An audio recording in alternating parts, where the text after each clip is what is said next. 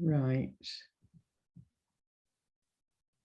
Okay, well, I will start the introduction. As you'll be aware, as you start to join, you should have been notified that this is being recorded. I remembered this week. Okay, so it is with great pleasure that I introduce our speaker this week, who is Dr. Mark Kennedy. He is also an ex-colleague. We used to work together at King's College London, where he still is as a researcher on the English and Romanian adoptees study.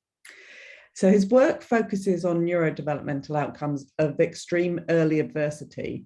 And this includes ADHD, as you'll be hearing about today, and other neurodevelopmental disorders, but also attachment and mental health outcomes. He's also a lecturer in mental health education at the Institute of Psychiatry, Psychology and Neuroscience at King's, and runs modules on the MSc Psychology and Neuroscience of Mental Health. But today he'll be talking to us about his research into the use of massive open online courses, or MOOCs as they're called, to measure learning and attitude change. And today he's going to be talking about this with regard to understanding ADHD. So I will hand over to you now, Mark. Thank you. So hello, everybody. One thing I just want to say before I start is if you do have any questions during this, please just unmute yourself and ask. I'm fine with being interrupted at any point. I know people say that, but please do. So I'm here today to talk about some research that's ongoing, so please do bear that in mind. But also it's a sort of hybrid of an offshoot of some research my primary research, and also the combination of that and some secondary research interests. So hopefully the logic of it makes sense. I've tried to make sure that it does, but at any point, if it doesn't, please do ask. So a few years ago now, off of the back of, as Rebecca has said, that my primary research looking at mostly neurodevelopmental and mental health outcomes of extreme early adversity, and ADHD is really one of the core ones there. So we were approached by a company called FutureLearn, which is part of the Open University, to create a MOOC, so a massive online open course, trying to raise awareness of ADHD.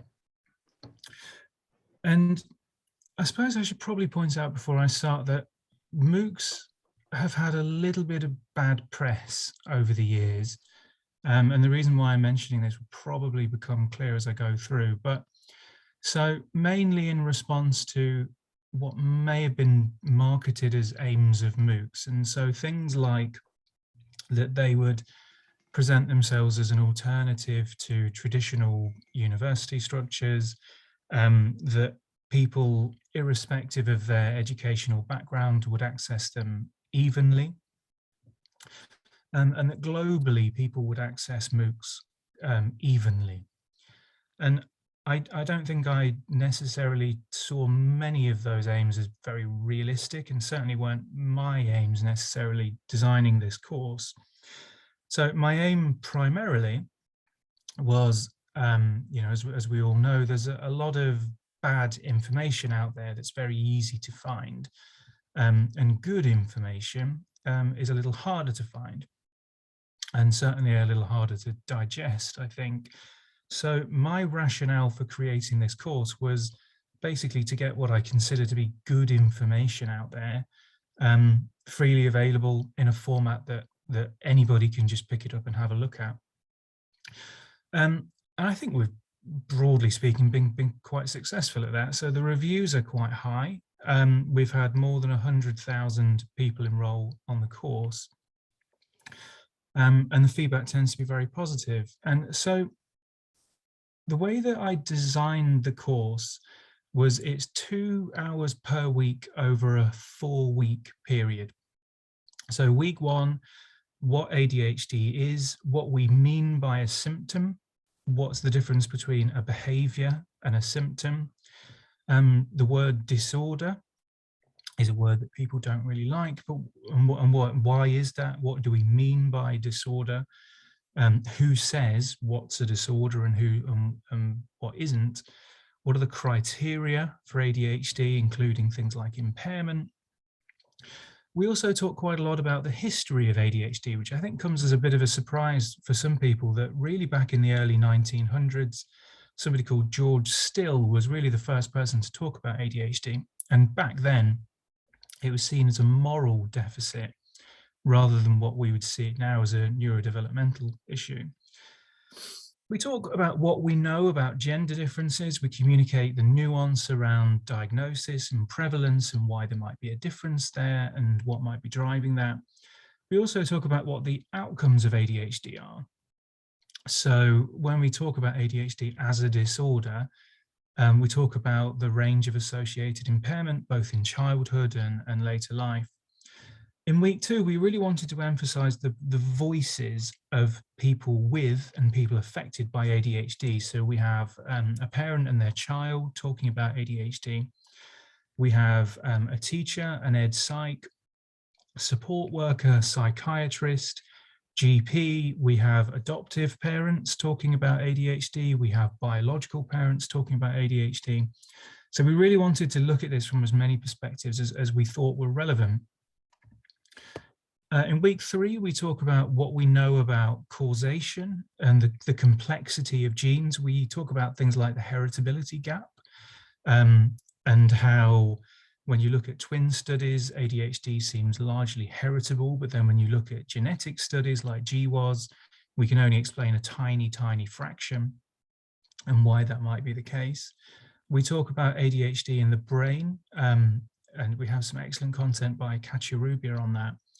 And we also talk about what the process of diagnosis is and the difficulties and associated challenges, particularly in the context of co-occurring other issues.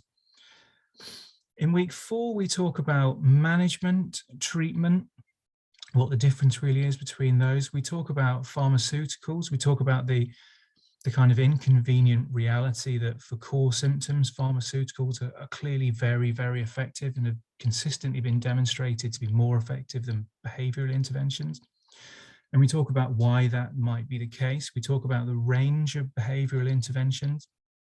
And given that a good chunk of our students tend to be educators, teachers, TAs, classroom assistants, special educational needs teachers, and so on, we have quite a lot on classroom management and what we know about classroom management. And there we talk about some of the complexities, like a lot of the research comes from the US, and they tend to be tied to products, which is obviously affects some of those findings. We talk about how we don't really have very much evidence from the UK for obvious reasons around getting into classrooms. And for those of you who aren't familiar with MOOCs, this is pretty much what they look like. So each of these 1.1, 1.2, 1.3 and so on, we refer to as steps. And the course has around about 86 steps in total spread over those 4 weeks. And a step could be anything. As you can see here, could be a video, which tend to be fairly short in length. It could be an article, could be a short audio clip, basically anything, could be a discussion. And here's an example of what one of those videos look like. So the quality is very high, the production quality. And so here's an example of me interviewing Professor Edmund Snooger-Bark, who I guess many in this area will be familiar with. And as we go through, we talk to a huge range of people. And here are just some of the staff members from King's that have been involved in producing the course. But within that, every week we have this lady called Catherine, and Catherine has ADHD herself. She also has 2 children with ADHD. And from weeks 1, 2, 3, and 4, we talk about her experiences of ADHD, growing up with ADHD, particularly being a woman with ADHD, and how she wasn't diagnosed until very late in life and how that's impacted upon getting a diagnosis for her children. So her story kind of unfolds as we go through. And so hopefully from this, you can see that this is kind of a very comprehensive course, and we've designed it to cover as many bases as we think we should have. In terms of coverage, we seem to have done quite well. So all these red countries here are places where somebody has taken part in the course.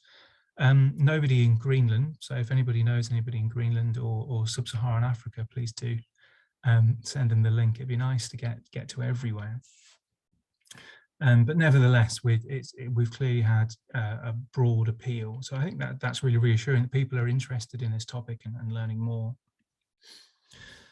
So the aims of this research, and again, I hope the logic of this will make sense, but so I really wanted to explore learning, being an educator, and the predictors of learning in an online space. And also, I was very interested in exploring attitudes to ADHD and the relevant attitudes. And this should all become clear as I go through. So, but for a bit of background, so here's a study that a colleague and I published back in 2019. And it was really off the back of working in a distance learning program and also being on a number of panels where people are very, very interested in engagement, and particularly with online learning. And so for instance, an example would be, when students log into the VLE or Blackboard or whatever you use, Moodle, you would see, you've done 10% of the things on here. And the aim is always to get that 10% to be 100 or as high as possible, and just get students to engage. It's really, really important they engage either through the content. They have to look at the optional content too. Really need to be encouraging that. We really need to be encouraging students to communicate with each other, and we tie participation marks to that to ensure that they're engaging in that way too.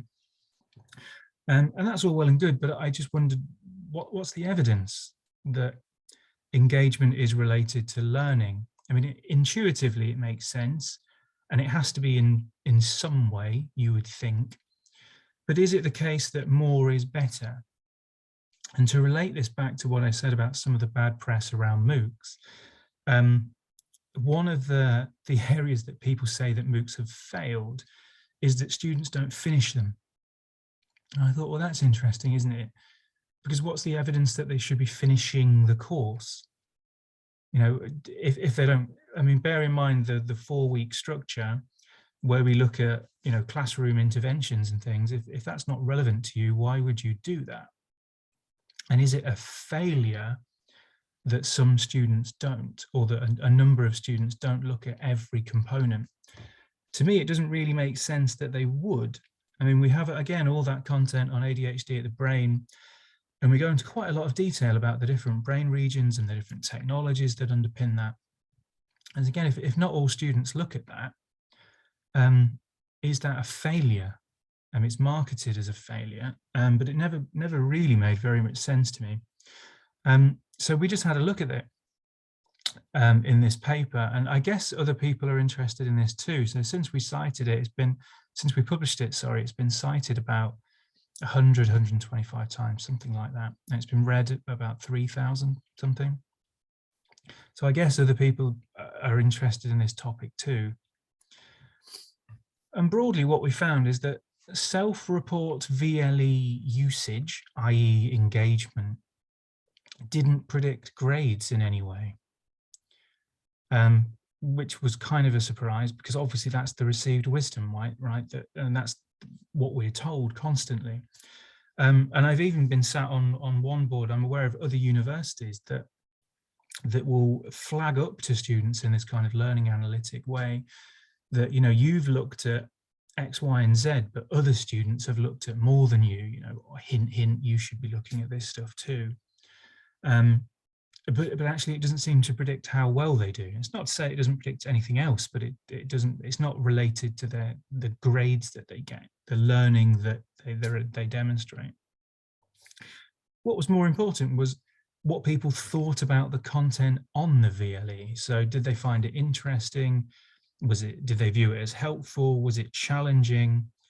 That did predict their grades. So not whether, the amount of clicks or, the days that they logged in or how often they checked it, all these kind of mechanical predictors.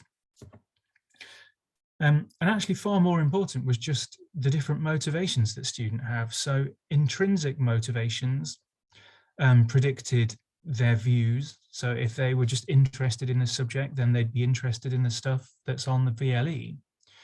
And extrinsic motivations were more tied to the usage of the VLE. So if you tie a grade to something like participation, extrinsically motivated students will do it, but it won't predict the grades that they get in their essays. It doesn't predict the learning that they show. And interestingly, of the specific technologies that we looked at, there was things like discussion boards, formative assessments, optional content, those sorts of things. Only student-led discussions were related to grade. So all the stuff that we work very hard, or the optional content, doesn't translate to demonstrable learning. Now, this was self-report VLE usage, and the reviewers really, really hated that. And we tried to argue a couple of things with them. We tried to argue that students are either systematically underestimating or overestimating, and in which case the associations should still hold, or they're just getting it wrong randomly. And in which case that would attenuate any association, it wouldn't remove it completely. But nevertheless, people really weren't happy about the subjective rating of these things. So I just want to kind of plant that seed for why we change things later. And the other kind of bit of background is when you produce a MOOC and when it's out there in the big wide world, somebody facilitates it. So somebody goes in and chats with the students and makes sure that the conversation is moving along and all of that stuff. And for this MOOC, I do that. And bearing in mind what I said earlier when I was talking about how we've made sure that we get loads and loads of different perspectives, we communicate not only the consensus, and we refer to meta-analyses very often, and we explain why meta-analyses would be a good form of evidence. But we really talk about the differences between things like prevalence, diagnosis, why that matters, why you might see rates changing around the world, and all of these sorts of things. And we also talk about our gaps in knowledge, so something like the long-term implications of stimulant use, which we know very little about. There's only really kind of one strong study, which is now quite old. And we also talk about neurodiversity, and we talk about this disconnect between impairment versus disability. So let's say you've got poor eyesight and you put glasses on, it doesn't have to be disabling for you. And we talk about what the parallels might be with ADHD there. And designing the course, I was very aware of what the myths are around ADHD. You know, it's not real, it's just naughty kids, too much time on your iPad, that sort of stuff. And we designed this course with those at the back of our mind, but we don't acknowledge them explicitly. I didn't want to kind of go head to head with and giving those views a platform, but instead, through saying, well, what is ADHD? What do we know about it? What do we know about symptoms? What do we know about the brain? All of that sort of stuff. We kind of put the truth to these myths without acknowledging them explicitly. Nevertheless, in facilitating the course, I didn't anticipate that some small fraction of students would be very, very critical of the notion of ADHD and psychiatry as a whole. Openly hostile towards diagnosis, openly hostile towards the DSM and all of that sort of stuff. So I spent a lot of time reading about anti-psychiatry, critical psychiatry, and it has an incredibly long history, and which I probably hadn't really fully appreciated. And also started reading quite a lot about science denial and motivated science denial. And because that seemed to be the sorts of rejections that we were seeing, that, you know, you would say, well, here's, at a minimum, you know, you take the criteria for ADHD and you look at people with and without, and then you compare them on, you know, school attainment or something. And what you consistently find is those with ADHD, on average, perform less well than the peers without ADHD. And that's kind of quite hard to refute. because it just is what it is. And you can compare that over and over again in different samples and you find the same results over and over again. But what was being refuted was the entire premise. The fact that you could diagnose anything, that a diagnosis meant anything, that it was even possible, that ADHD is even in principle possible for somebody to have a disorder. And that was kind of what got me very interested in anti-psychiatry and motivated science style. So it's really the kind of combination of those two things. I hope that makes sense. So the basic learning and then the attitudes around it. And at the same time, so I started doing quite a lot of reading about MOOCs, and they're reasonably new, but by now there's actually a good amount of literature on them. Interestingly enough, they're mainly focused around engagement. So looking at why students do them and whether that predicts whether they finish them. What design features lead to more retention, more engagement, getting people to do more steps. And also in terms of learning, there's this strange phrase, the learner experience or learning experience. And it's things like whether people enjoyed the content, satisfaction, which we all know higher education is a really important metric, and perceived knowledge gain. So whether people get to the end and they feel like they've learned something. I thought, well, that's all fine. But what about objective learning? Do they learn something when people do a MOOC? And nobody had asked that, strangely.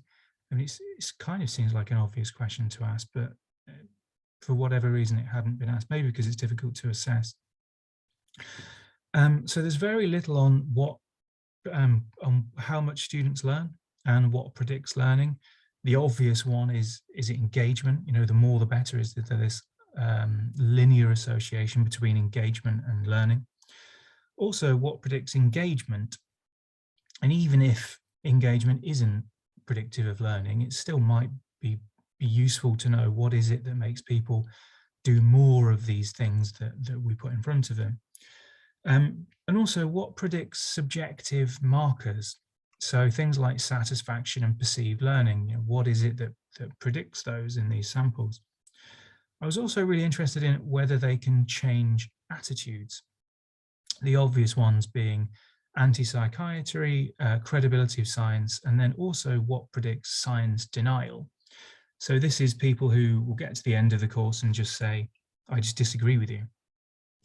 I just reject what you've said, reject the scientific consensus, which obviously is kind of a literature that's been birthed largely by climate science, but I guess kind of during the pandemic has been applied to that too. And I also just want to briefly touch upon what I think might be the next steps. So content knowledge. So I measured this using something called the CADS, which is the Knowledge of ADHD Scale, and it has 3 subscales. 1, general knowledge of ADHD, 1, treatment, and another 1, symptoms. And happily, as you can see by these very small error bars, students, as they moved through, so from the beginning of week 1 to the end of week 4, across the board, they learned about ADHD. I should probably point out that I'm fully aware that learning is much more broad than just what amounts to a kind of a multiple choice questionnaire about ADHD. I know that it involves critical reflection and all of these sorts of things. But what I wanted to do was be able to establish in context the gains that people experienced in the MOOC compared to other forms of learning. So the CADS seemed like an appropriate candidate for that. So good news, as people do the MOOC, they learn about ADHD, which is exactly what you'd expect and hope. So I then went to look at how does this compare with other forms of learning.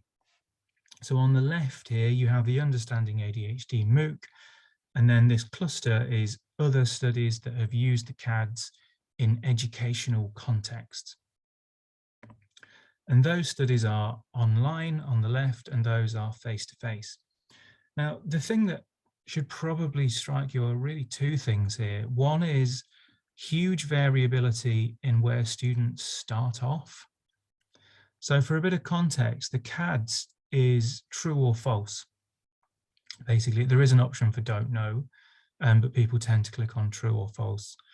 And it's 40 items, so 20 is chance.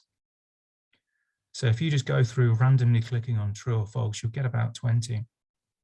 Nevertheless, a number of studies start much lower than that, which is interesting. So people are performing worse than chance in a number of these. The second thing is huge variability in the gains. So the blue bar represents where people start. The orange bar represents the progress people made as a consequence of the educational intervention. And there's huge variation there, which came as a bit of a surprise to me.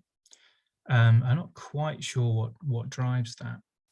So I just worked out basically a sort of mini meta-analysis. So worked out the pooled estimates of these and then compared them to the MOOC. And interestingly, if you compare the MOOC to other forms of online learning, it performs just as well, which is interesting. So, and bear in mind the level of facilitation, those sorts of things that we would put into traditional online learning is far more than a MOOC. So for example, on our discussion boards on the distance learning program, we have a ratio of about 1 to 30. Here it's about 1 to about 4,000 or 5,000. And they learn about as much as they would do in another online format. The face-to-face is a bit different, a bit more nuanced to it. So overall, online forms perform significantly worse than the face-to-face educational interventions. However, that effect is solely driven by these two studies on the right, both with very small sample sizes, but very small standard errors, curiously, which results in them having a huge impact on those pooled estimates. So I guess what can we say from that? We can say that MOOCs, people learn just as much on a MOOC as they do on other online interventions, and maybe not as much as face-to-face. So one question is, do MOOCs attract people who are already knowledgeable about the topic? So this is when I went back to the bad press around MOOCs. One of the criticisms is that rather than having the broad appeal that people expected, they actually kind of preached to the choir a little bit, and that people that are already knowledgeable are the ones that join. And there's some evidence to support that here. So the MOOC, the baseline started off much higher than average. So perhaps that is true. So I was interested in what predicts learning, and obviously the main one is engagement, and we measure engagement in two ways here. One is the steps, so the learning resources that people accessed as they go through, whether or not they accessed them. And the other one is discussion board posts, so whether students are communicating with one another. I was also interested in just the basic psychology of it, so I included personality. And also a couple of other specific psychological predictors that seem like they were important in the literature. One being open-minded thinking, so faith and intuition for facts, need for evidence, and then this view that the notion of a fact is political. And also tolerance of ambiguity has been highlighted as an important predictor of learning, the extent to which people are comfortable with nuance and ambiguity, or the extent to which people reject findings because of ambiguity or nuance. And interestingly, so this is just a basic histogram of engagement. And I have to say I was expecting something slightly different here. So as you can see, I assume you can see Yeah, so I assume you can see that clearly. But what that shows is around 23% took one look at the course and then never came back.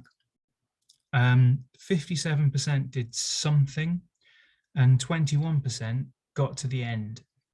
Now, I was expecting more of a gradual drop off than that, to be honest. I sort of thought that people would start high week 1, trickle off a little bit week 2, and then continue to trickle off in weeks 3 and 4. But it basically doesn't really show that. So these numbers in brackets at the bottom are the industry norm. So generally speaking, around 40% of people take one look at a MOOC and then never come back. Whereas ours was, just slightly more than half, slightly less than half that. And interestingly, around 5% quote unquote finish a MOOC, whereas here it was 21%. So students, for some reason on this course, behaved quite differently to the industry norm. I'm not really sure why necessarily, but so the main thing was to look at steps accessed, so engagement and content knowledge. And here's the association, or rather a lack of association. So the more students engaged with the content, it didn't translate to gains in knowledge, which is interesting and kind of corroborates what we found when we used the self-report measure in that previous study that I mentioned. And so this, I don't know whether this is a surprise to anybody else, but it certainly came as a surprise to me. I mean, you would assume that the more students engage with the content we offer, the more they stand to learn by that. But actually what this suggests is that that's not the case, and that students are just being selective about what they look at, and that's okay in terms of learning. Now, obviously, the distribution of that wasn't anything like normal. So I also broke it up into categories. Interestingly, bear in mind the survey was at the beginning of week 1 and the end of week 4. 8 people did the survey, looked at one step, didn't return, but did the survey at the end, which is interesting. Now, obviously, that's not a large enough group to analyze, but it's interesting that people did that. And so I just looked at this in terms of groups, and so I grouped it into some versus all, so people who got to the end versus people who didn't. And again, there's no group difference between them in terms of how much they learned as they moved through the course, which is interesting. So the second way that we looked at engagement was obviously the comments. And this, again, I don't know whether this probably wouldn't come as a surprise, but actually what it equates to is about 70% of our students never comment once. They're what we call kind of silent learners. And actually those who comment, particularly those who comment a lot, really are outliers. And I mean, maybe next time, we flick through Twitter, it might help to remind ourselves of that the people who are commenting a lot aren't in any way the statistical norm. They are very much the statistical anomaly. And so did that engagement with other students predict learning? And you would assume it would, right? Because the premise of getting students to talk to each other on online formats is that it replicates those kind of hallway conversations, or during a lecture you might turn to somebody and say, I didn't really understand what that person just said. What did you think? And they would clarify it for you, or not. But basically that's kind of the logic of getting students to talk to each other, is that they might clarify one another's misunderstandings and engage in peer-to-peer learning. However, again, no association whatsoever between number of comments and learning. And again, of course, it's not remotely normally distributed. So I grouped it into those who did comment and those who didn't.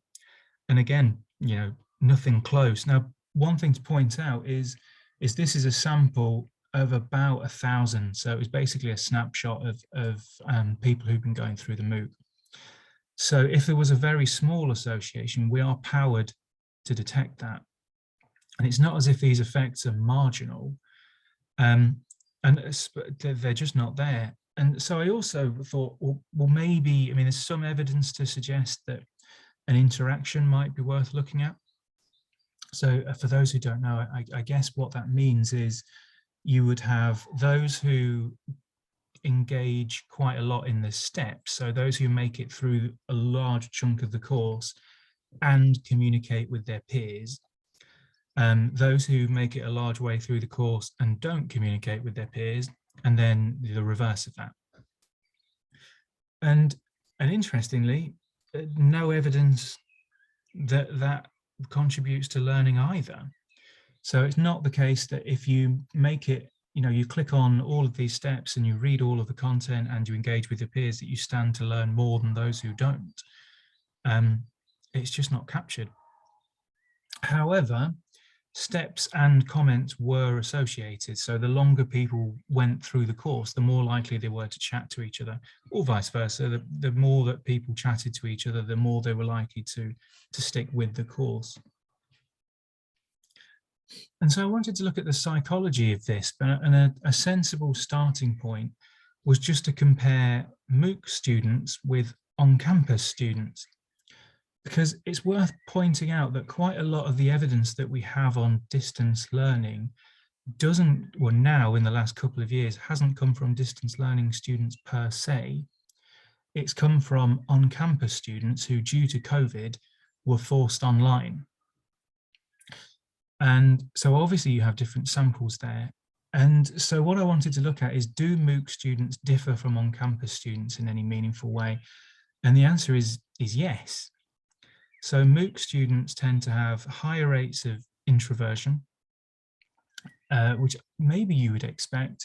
It's worth pointing out that doesn't mean that they are introverts per se, because this isn't compared to the general population, and undergraduates tend to describe themselves as being more extroverted than the general population on average. But compared to on-campus students, these MOOC students tend to be more introverted. They also have lower rates of agreeableness compared to on-campus students, which is interesting.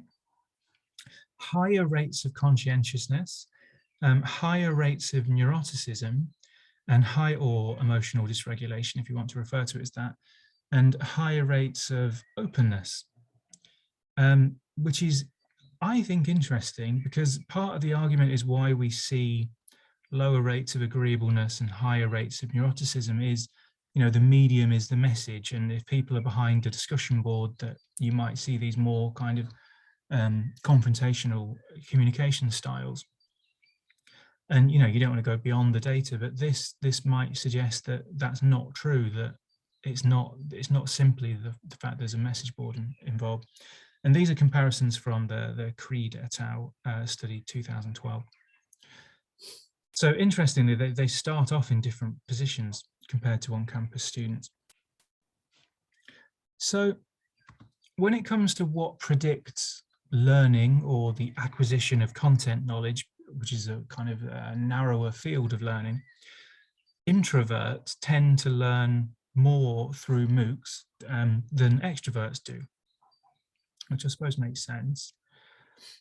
Interestingly, learning wasn't associated with openness or conscientiousness, which are the norm in face-to-face learning, which is interesting, I think. And it may be that MOOC students start off higher on those anyway, and so there's just less room to move around, possibly. I don't know, but different psychology clearly plays out differently compared to face-to-face learning, which I thought was interesting. Intuition-based thinking was negatively associated. So what that means is the less you rely on your intuitions, the more you stand to gain, that will rear its head a couple more times later. So I went on to look at what predicts engagement. Even if, like I said, even if engagement doesn't predict learning, you probably still, I mean, even as I say that, you don't know why, but you still probably want your students to look at everything you put on there, I guess. And so what predicts engagement? So what predicts steps, i.e., as I said, the kind of progress through, and it's introverts, again, introversion, and conscientiousness, and again, intuition-based thinking. So the less we rely on our intuitions, the more we're likely to engage. Interestingly, for comments, the other way around. So extroverts are more likely to comment compared to introverts. And conscientiousness again, intuition-based thinking again, and tolerance for ambiguity. So if you're quite happy with there being ambiguous findings, then you're more likely to engage with your peers and talk to them. So, but what about satisfaction scores? Now, obviously, those of us in higher education will know that satisfaction is quite an important metric, as I mentioned earlier. It's really a key metric of things like the NSS. And in terms of personality, satisfaction is driven by higher agreeableness, higher conscientiousness, lower neuroticism, and more opportunities for discussions with other students. However, it's not related to learning. So whether people finish a course and think that it was a good course or a bad course doesn't have anything to do with whether they learned anything during that course, which came as a bit of a surprise to me. I assumed that if you were doing an educational activity, part of its subjective worth would be whether you learned something. However, that doesn't seem to be the case. It's more related to the individual and whether they got an opportunity to discuss their ideas with their peers. So yeah, there we are. So what about perceived learning? So at the end, we say to people, do you feel like you learned anything or not? And people say, yes, no, maybe. And that was driven by engagement, steps and discussions. So the more people do, the more likely they are to feel like they've learned something. That makes sense. It was unrelated to objective learning, which again, probably, I don't know whether that comes as a surprise or not. But yeah, I mean, I'll just say that again, that perceived learning is unrelated to objective learning. It's more to do with just looking at stuff you feel like you've learned, whether you have or not. So yeah, so moving on to, can MOOCs change attitudes? So the two ways that I measured this was anti-psychiatry, and it's worth pointing out the anti-psychiatry measure is something called the ATP 30, which was developed for medical students. And it's basically, the rationale behind the measure was that medical students on the whole, at least when it was developed, didn't want to go into psychiatry because they thought it was a kind of woollier science and far too Freudian and all that sort of stuff. And so it was trying to look at how do we encourage students to have more favorable attitude towards psychiatry, basically. So this has been adapted slightly for its use in the general population because it contains items like I'm considering being a psychiatrist, which probably isn't very meaningful for your average person. But nevertheless, as you can see here, improvements in anti-psychiatry. So a reduction in anti-psychiatry. And an increase in the overall perceived credibility of science. So can MOOCs change attitudes? The answer is yes. And the reason that I labour that point is because there's one or two studies that have looked at this and found that MOOCs can't change attitudes. And what they'd suggested is that because of that initial effect of appealing to people who already know a bit about the subject, that you end up just as favourable as you started off, and it's just kind of reaffirmed your views.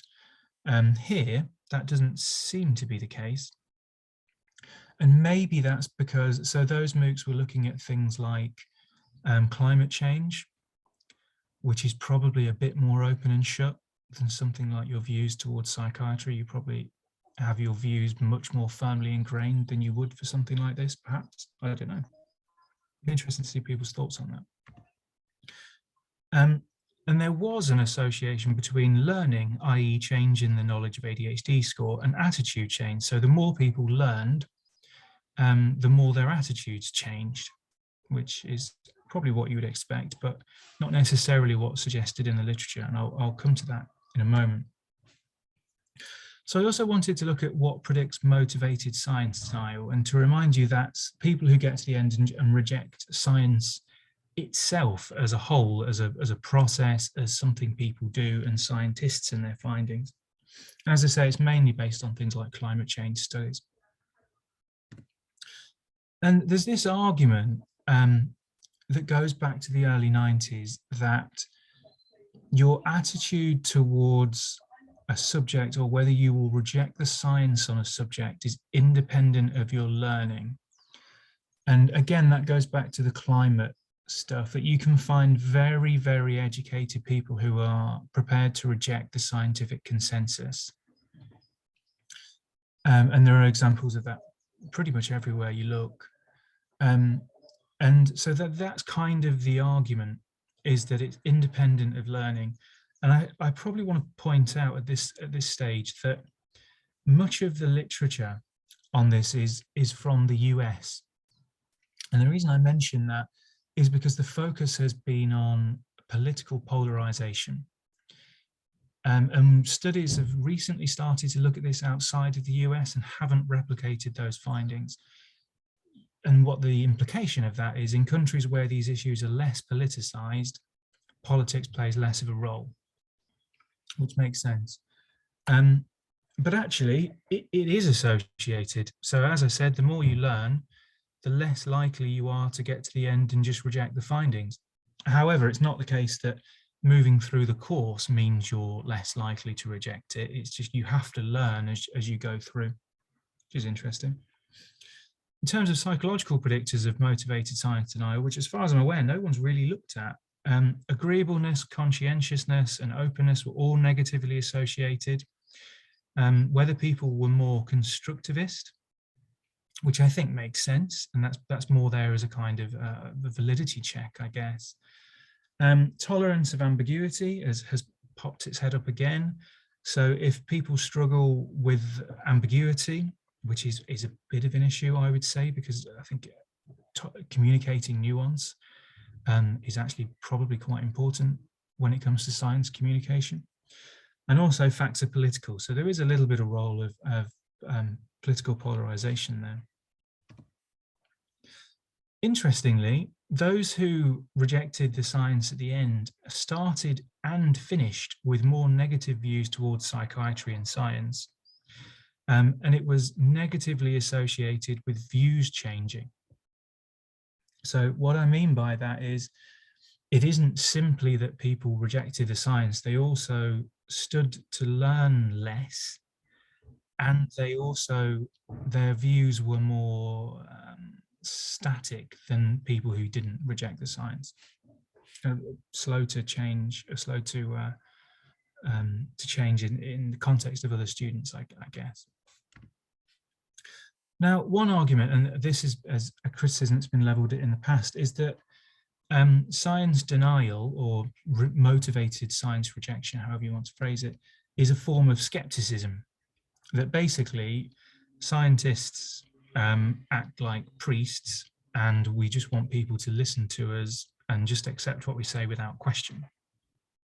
I think there's probably a few differences between a scientist and a priest, but so the way that I tested whether this is a form of skepticism was to look at intuition-based thinking and need for evidence. And actually it was positively associated with intuition-based thinking, so people who tend to rely on their own intuition, and negatively associated with the need for evidence. And I think you combine those two, and to me at least, and people might disagree, I'd be interested to find out, that doesn't suggest this is a form of skepticism. If you're relying on your gut and you reject, you say that you don't really need evidence to make up your views. So what can we conclude from that? I think one thing we can conclude, that MOOCs offer equivalent learning gains, at least compared to other online forms, and maybe to offline, although not in their entirety. MOOCs can change attitudes, and it's probably topic specific, given that the contradictions in the literature. I think it adds to the literature on introversion and conscientiousness as predictors of learning and engagement. I think we have to ask, why do extroverts just do less well on online? Is there anything we can do about that? Now, the big one, I guess, is what can we do to increase conscientiousness, or at least appeal to conscientiousness? And I don't know that I have the answer to that. Mechanical measures of VLE usage might not be very meaningful in terms of grades, although students having an opportunity to chat to one another does increase student satisfaction. So maybe we just need to take it a bit more easy on ourselves if students don't look at everything that we put under their nose. And that psychological factors are more important. So personality, teaching people to accept ambiguity and to reject a reliance on intuition-based thinking, I think would be more of a useful focus rather than measuring engagement or obsessing with engagement in the way that we very often do. And that subjective markers, i.e. student satisfaction and student perceived learning, are more driven by their own psychology and individual factors than whether they objectively learn something.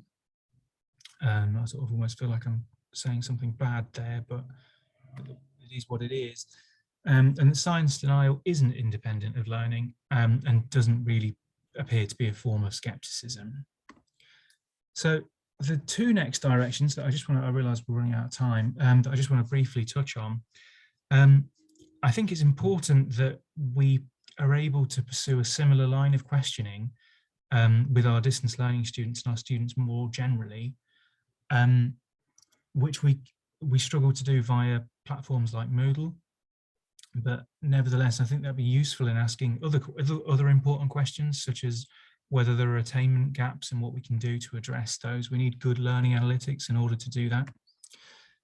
The other one is really just a kind of an offshoot of all of this, that I'm really keen on exploring the Dunning-Kruger effect. And for those who aren't familiar with it, it's this association between perceived experience and real experience. And basically that people with no experience and experts tend to subjectively rate themselves as equally experienced or equally knowledgeable. And the assumption is that as you learn, you would start to question and realize that you probably don't know as much as you thought, and then you'd gradually start to realize that you do know quite a lot. But there's been very little in the way of an educational intervention to see what happens to the Dunning-Kruger effect within participants. So I thought that would be useful, but I haven't had a chance to analyze any of that yet. So thank you for listening. Does anybody have any comments or questions? So I'll probably stop sharing at this point so that I can see the chat. Thank you so much, Mark. That was such an interesting talk. I actually have a question myself, but I won't abuse my position as host. So I see that Andy has got his hand up. So Andy, do you have a question to ask? Yes, thanks very much for the talk, Martin. It's really interesting and very detailed analysis.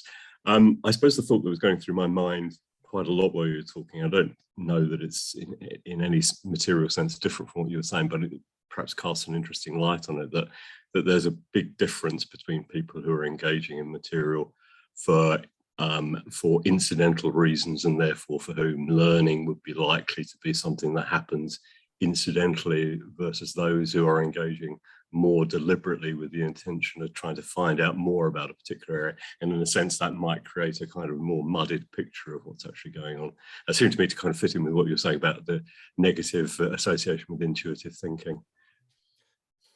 Yeah, and that kind of goes back to that 2019 study, I guess, that what we basically found was that, engagement's a good thing, that we want students to be engaged with the content, and that's really, if they're motivated, then they do that, but they do well because they're motivated. It's a correlate of that, basically, was the finding that if you have somebody who's motivated and engaged, they'll do well, and as part of doing well, they'll tend to look at the stuff that you send or you put on the VLE.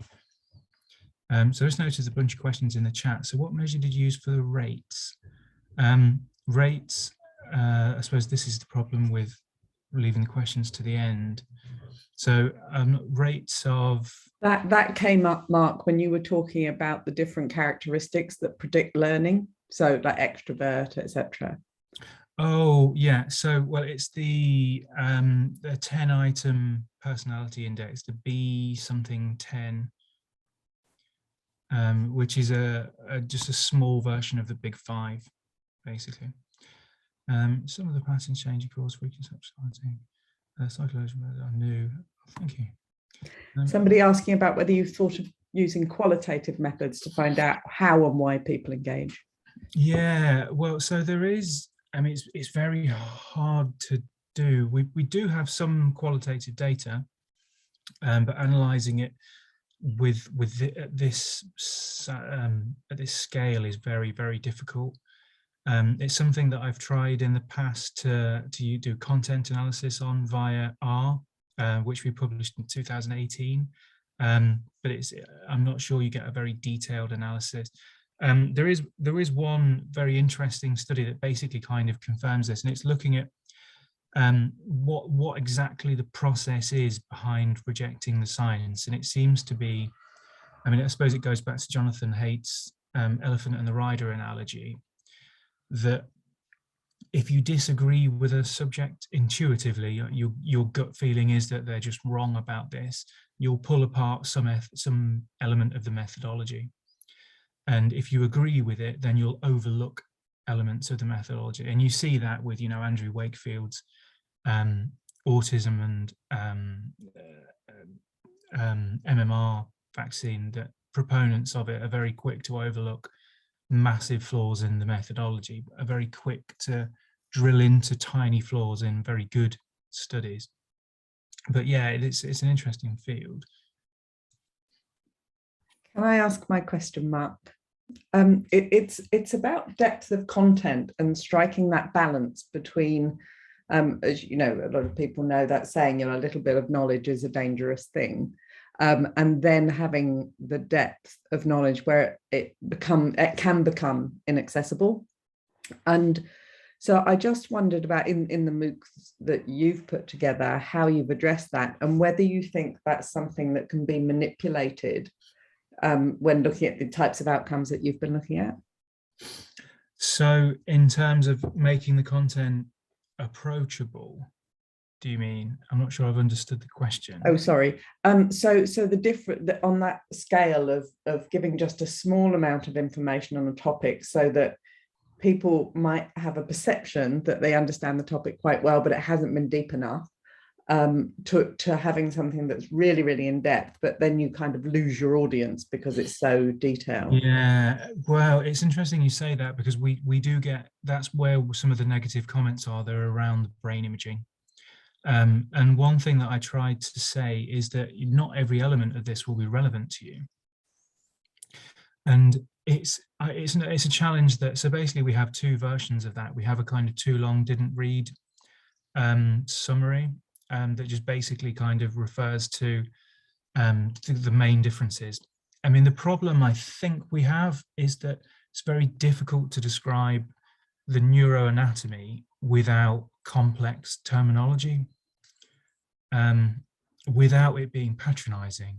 And I don't know, I don't know that, I mean, the short version of, these highlighted areas tend to be where we see the bigger differences, that sort of thing, seems to work quite well. Yeah, okay. No, thank you. I just wondered, because it's all, it can be a challenge in some topics. It's 5 o'clock, and I don't see any other hands up, and I think the chat is exhausted. You've responded to those questions.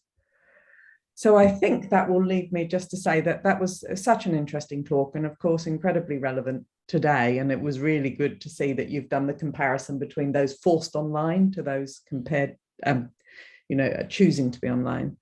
But of course going forward, because we're most likely all going to be doing blended learning now in universities. So thank you very, very much for your time. I'm very happy to. I think that's a really important point, though, because consistently what we've seen over the COVID period is is this relationship with introversion and academic success, and the extroverts seem to struggle. And that's true with the students who've been forced online, as it is with the students who started off online, that those lean more towards extroversion seem to do less well. And I haven't really seen very many discussions on what we can do about that. But we should probably do something. Yes, yeah, and it's something that all universities, education institutions are going to have to start addressing, I would say, going forward. But yes, I will leave it at that and say thank you once again. Really, really interesting. This has been recorded and will be uploaded to our YouTube channel. So thank you again. Thanks, everybody. See ya. Bye.